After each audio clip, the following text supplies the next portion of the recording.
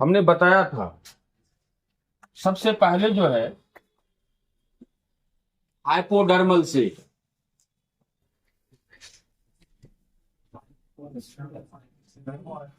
Hypodermal cell, इसको हम लोग कहे थे अधस त्वचा, अधस त्वचा की कोशिका।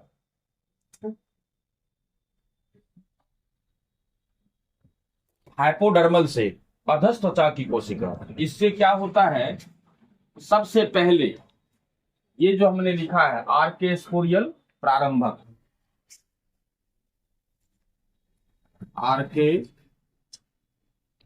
आर्केस्पोरियल प्रारंभक, हम याद दिला दें कि आर्केस्पोरियल प्रारंभक को ही हम लोग क्या कहते हैं, प्रसू प्रारंभक।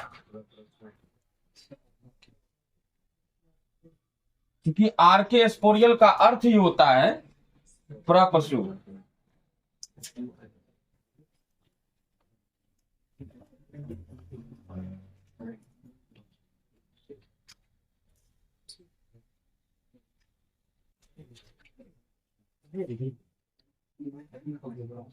तो जैसे गुरु बीजाणु का निर्माण का बात आएगा, सबसे पहले हम लोग हाइपोडर्मल सेल का बात करेंगे।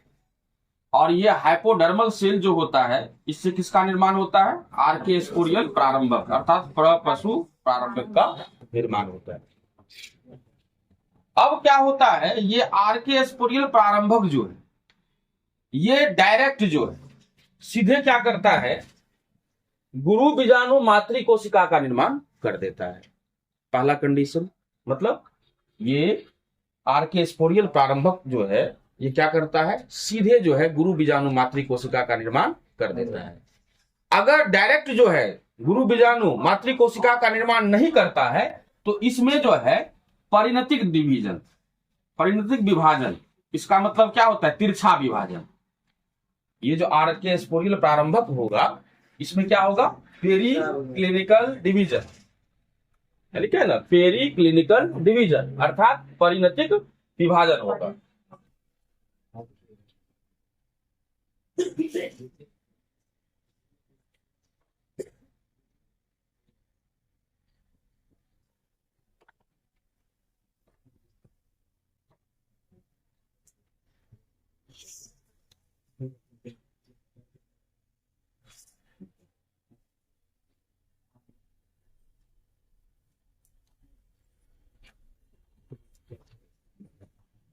कोई दिक्कत यहां तक में?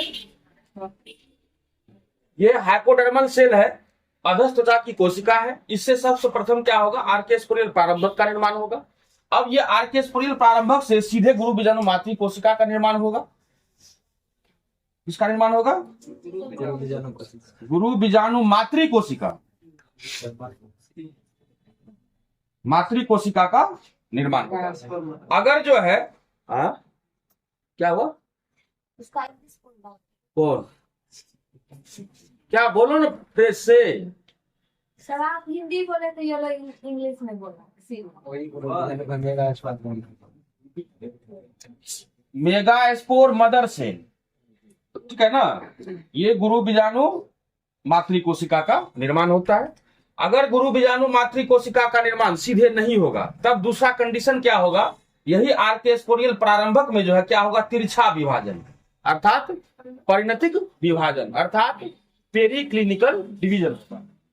अब पेरी क्लिनिकल डिवीजन अर्थात परिणतिक विभाजन होता है, जिसके फलस्वरूप दो प्रकार की कोशिकाएं बनती है। कब बनती है दो प्रकार की कोशिका, जब परिणतिक विभाजन होता है। किसमें होता है, आर्केस्पोरियल प्रारंभक में होता है। तो क्या होता है, परिणति किसमें हो रहा है, तो आर्केस्पोरियल प्रारंभक में परिणतिक विभाजन जो होता है, इसके फलस्वरूप कितना प्रकार का कोशिका बनता है, दो प्रकार का। तो एक बाहर की ओर जो कोशिका बनता है, एक भीतर की ओर कोशिका बनता है। तो बाहर की ओर जो कोशिका बनता है आर्केस्पोरियल प्रारंभक में परिणतिक विभाजन के फलस्वरूप, उस कोशिका को हम लोग कहते हैं प्राथमिक परिधितीय कोशिका अर्थात प्राइमरी पैराइटल सेल। और भीतर की ओर जो कोशिका बनता है उसको हम लोग कहते हैं प्राथमिक बीजाणु जनन कोशिका अर्थात प्राइमरी स्पोरेंजिनस सेल। इसका मतलब हुआ कि ये आर्के स्पोरिल प्रारंभक में परिणतिक विभाजन के फलस्वरूप दो प्रकार की कोशिकाएं बनी, बाहर की ओर प्राथमिक परिभित्तीय कोशिका और भीतर की ओर प्राथमिक बीजाणुजनन कोशिका का निर्माण होता है। पुनः आप लोग इसके नीचे एरो साइन दीजिए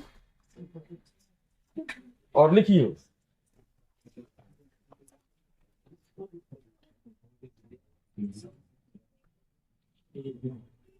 प्राथमिक बीजाणुजनन कोशिका, प्राथमिक बीजाणुजनन कोशिका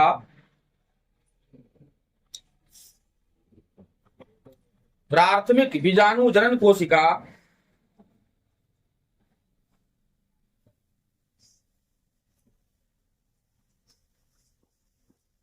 गुरु बीजाणु मातृ कोशिका, गुरु बीजाणु मातृ कोशिका, गुरु बीजाणु मातृ कोशिका का कार्य करती है, गुरु बीजाणु मातृ कोशिका का कार्य करती है।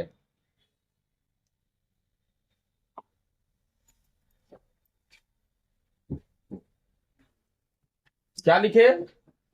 प्राथमिक बीजाणुजनन कोशिका गुरु बीजाणु मातृ कोशिका का कार्य करती है। फिर उसके नीचे एरो साइन दीजिए और लिखिए अब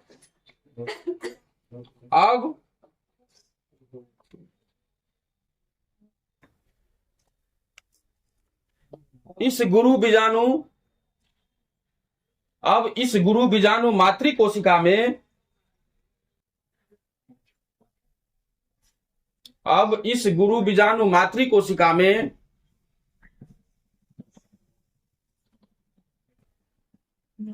अब इस गुरु बीजाणु मातृ कोशिका में अर्धसूत्री विभाजन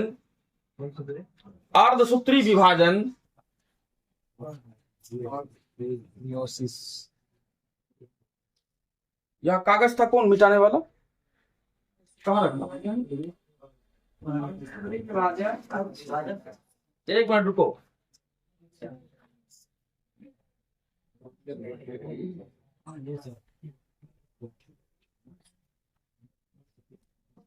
इस तरह से लिखना है अर्धसूत्री विभाजन, पोस्ट में लिखना है मियोसिस।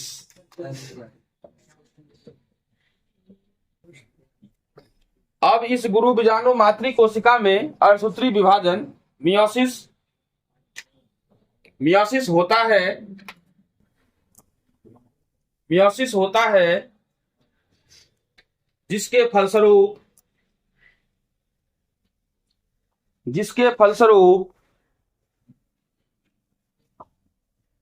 फलस्वरूप चार, हिंदी में कहेंगे चार, रुको एक मिनट, के फलस्वरूप चार अर्धगुणित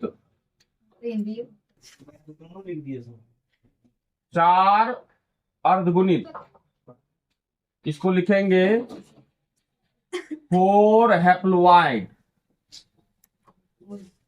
4 अर्धगुणित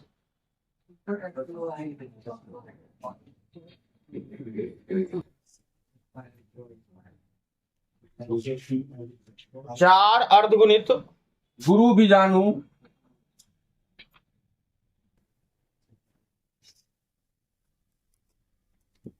मतलब मेगा स्पोर,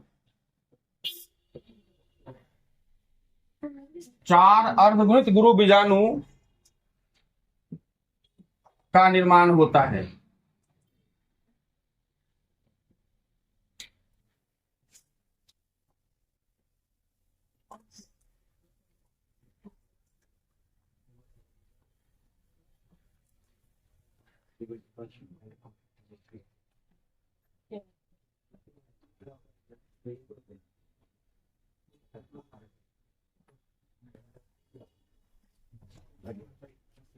लिख लिए?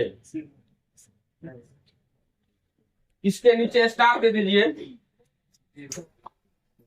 और लिखिए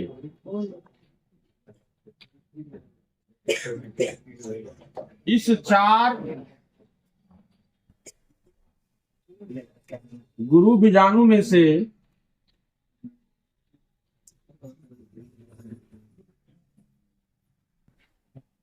तीन गुरु बीजाणु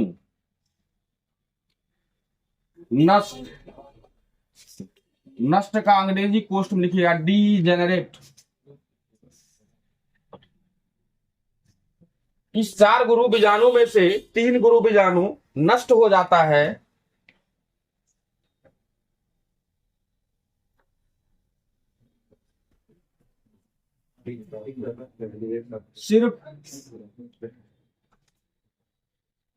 सिर्फ एक गुरु बीजाणु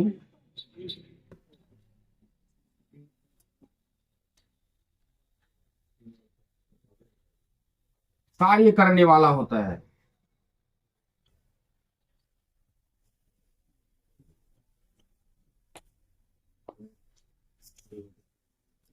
इस 4 गुरु बीजाणु में से 3 गुरु बीजाणु नष्ट हो जाता है, सिर्फ एक गुरु बीजाणु कार्य करने वाला होता है।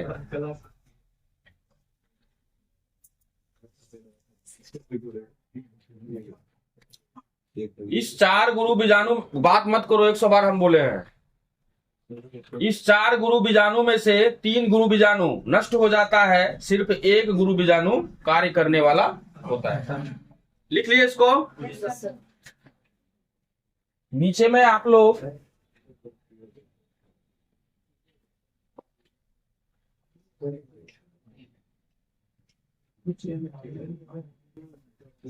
ये देखिए, हल्ला नहीं।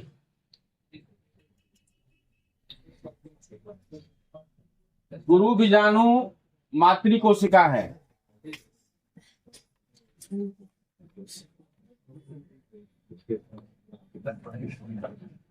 और इसमें होता है आपको अर्धसूत्री विभाजन, मतलब मियोसिस। मियोसिस का हिंदी लिखा ही दिए है। गुरु बीजाणु मातृ कोशिका में क्या होता है? अर्धसूत्री विभाजन, मियोसिस होता है, जिसके फलस्वरूप 4 जो है अर्धगुणित गुरु बीजाणु का निर्माण होता है। यही है आपको 4 गुरु बीजाणु, गुरु बीजाणु। अब देखिए, ये 4 तो बनता है, लेकिन 4 में से 3 जो है नष्ट हो जाता है।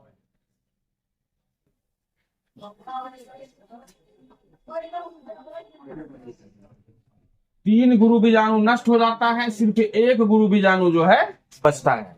यहां लिखेंगे 3 गुरु बीजाणु नष्ट।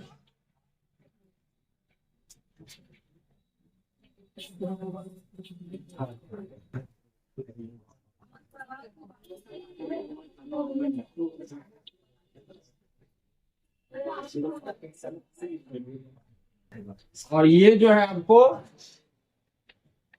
केवल एक गुरु बीजाणु कार्य करने वाला होता है।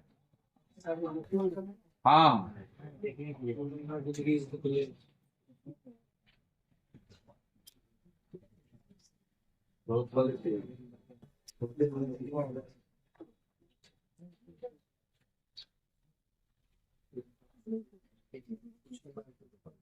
देखो आज तुम लोग बहुत क्लास में हल्ला किया है। इतना हमारे क्लास में हल्ला नहीं होना चाहिए। ज्यादा कुछ नहीं करेंगे, हल्ला सुनेंगे, क्लास हम डिसमिस करके चले जाएंगे।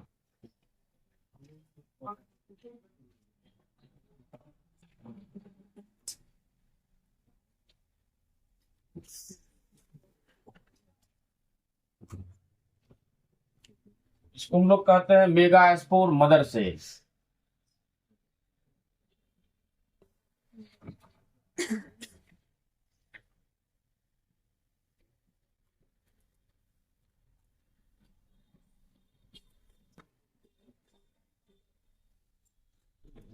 आपको अगर 2 नंबर में आएगा गुरु बीजाणु जनन, सिर्फ लिखा रहेगा गुरु बीजाणु जनन, तो कहिएगा गुरु बीजाणु मातृ कोशिका से गुरु बीजाणु के निर्माण की क्रिया को गुरु बीजाणु जनन कहते हैं। बस इतना ही लिखना है 2 नंबर में।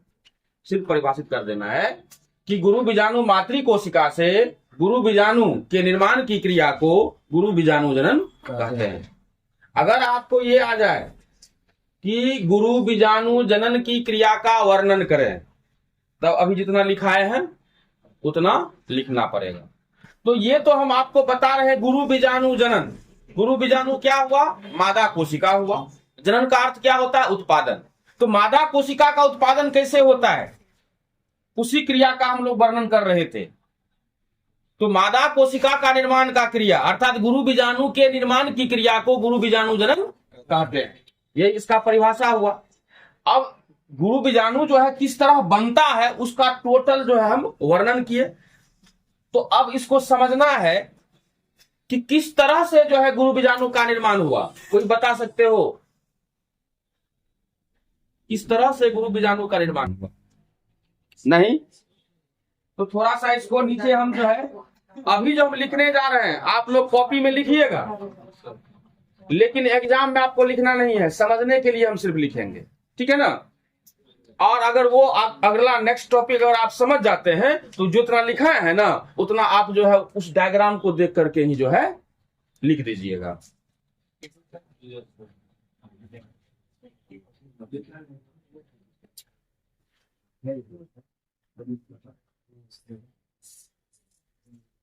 आपको पूछा जाएगा गुरु बीजाणु जनन क्या है, क्या कहिएगा? गुरु बीजाणु के निर्माण की क्रिया को गुरु बीजाणु जनन कहते हैं। अब इसका क्रिया का वर्णन अगर कहेगा तो सबसे पहले हम लिखेंगे ऊपर में इत्मीनान से अधस्त्वचा।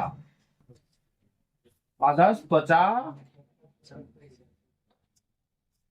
की कोशिका, इसको लिखेंगे hypodermal cell. Hypodermal cell. Hypodermal cell से हमने लिखाया है, आप लोग निकालिए वर्णन जो लिखा है। गुरु बीजाणु जनन जहां से वर्णन किया है ना, गुरु बीजाणु जनन निकालिए आप लोग। उसमें लिखा है क्या है? गुरु बीजाणु के निर्माण की क्रिया को गुरु बीजाणु जनन कहते हैं।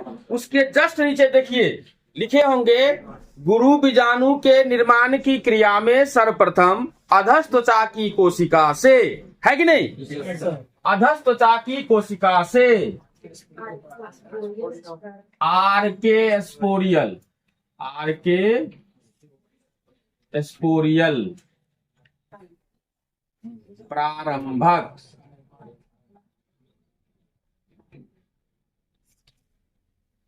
आर्के स्पोरियल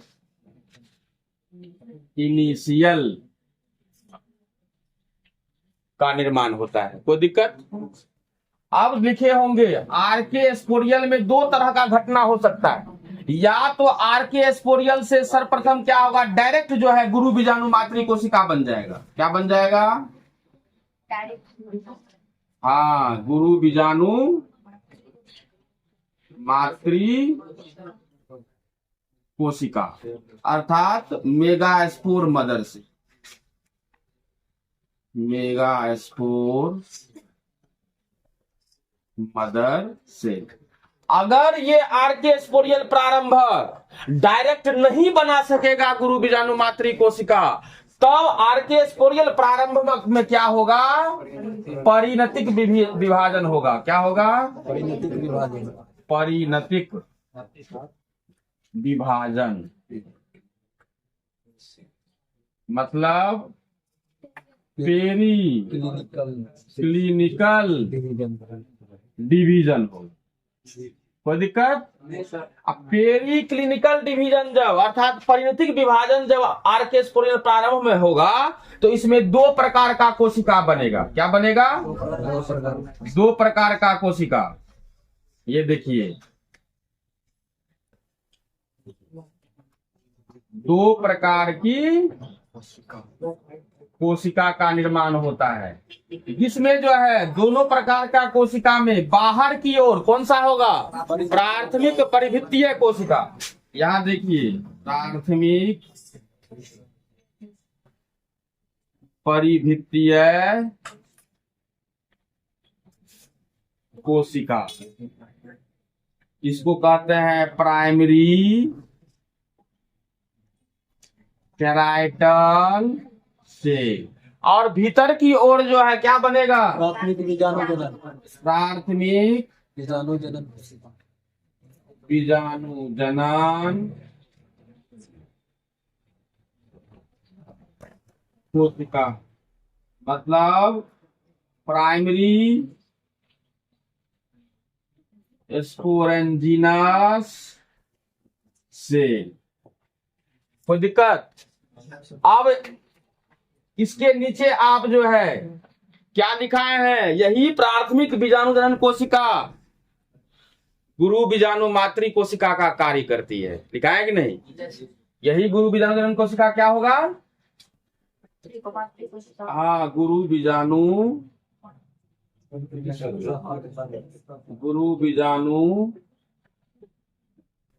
मातृ कोशिका।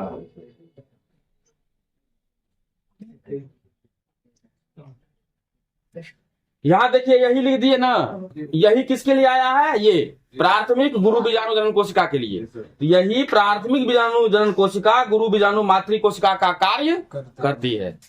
मातृ कोशिका का कार्य करती है, का कार्य करती है। अब देखिए यही गुरु बीजाणु मातृ कोशिका कार्य करने लगा ना, इसी में क्या होगा? फिर बात हो रहा है क्लास में। गुरु बीजाणु मातृ कोशिका कार्य करती है और इसी गुरु बीजाणु मातृ कोशिका में क्या होगा? मियोसिस। मियोसिस मियोसिस मतलब अर्धसूत्री विभाजन। क्या होगा? 4 गुरु बीजाणु का निर्माण हो जाएगा। 4 में से क्या होगा? 3 जो है नष्ट हो जाएगा। 3 जो है नष्ट हो जाएगा, सिर्फ एक कार्य करने वाला रहेगा। कोई दिक्कत? अब देखिए जहां हम इसका वर्णन लिखाए हैं उसको उलटिए और हम बोल रहे हैं मिलाइए। जो बच्चा ये चीज पर जो है फोकस कर लेगा वो आराम से इसका वर्णन कर देगा गुरु बीजाणु के निर्माण की क्रिया का। देखिए हम लिखाए थे, यहां देखिए गुरु बीजाणु मातृ कोशिका से गुरु बीजाणु के निर्माण की क्रिया को गुरु बीजाणु जनन कहते हैं। उसके बाद लिखाए थे गुरु बीजाणु के निर्माण की क्रिया में सर्वप्रथम अधस त्वचा की कोशिका से आर्के स्पोरियल प्रारंभक का निर्माण होता है। इसके बाद का पॉइंट लिखाए थे कि आर्के स्पोरियल प्रारंभक से या तो गुरु बीजाणु मातृ कोशिका सीधे बन जाता है या आर्के स्पोरियल प्रारंभक में परिणतिक विभाजन होता है, जिसके फलस्वरूप 2 प्रकार की कोशिकाएं बनती है, जिसमें बाहर की ओर प्राथमिक परिभित्तीय कोशिका बनती है और भीतर की ओर प्राथमिक बीजाणु जनन कोशिका का निर्माण होता है। अब प्राथमिक बीजाणु जनन कोशिका ही गुरु बीजाणु मातृ कोशिका का कार्य करती है। इसी गुरु बीजाणु मातृ कोशिका में अर्धसूत्री विभाजन होता है, जिसके फलस्वरूप 4 अर्धगुणित गुरु बीजाणु का निर्माण होता है, जिसमें से 3 गुरु बीजाणु नष्ट हो जाता है, सिर्फ एक गुरु बीजाणु कार्य करने वाला होता है। बताओ, इसको अगर जो है माइंड में कंसंट्रेट ब्रेन से अगर जो है ट्रेप कर लोगे तो निश्चित रूप से जो है आपको याद करने की आवश्यकता नहीं होगी। इसलिए आप इसको लिख लीजिए और इसको समझने के लिए बॉक्स में डाल लीजिए। इसको आपको एग्जाम में नहीं लिखना है, एग्जाम में वो वर्णन लिखना है जो मैंने कहा है। उस वर्णन को कैसे याद रखे ट्रिक से, वो ट्रिक मैंने ये दे दिया।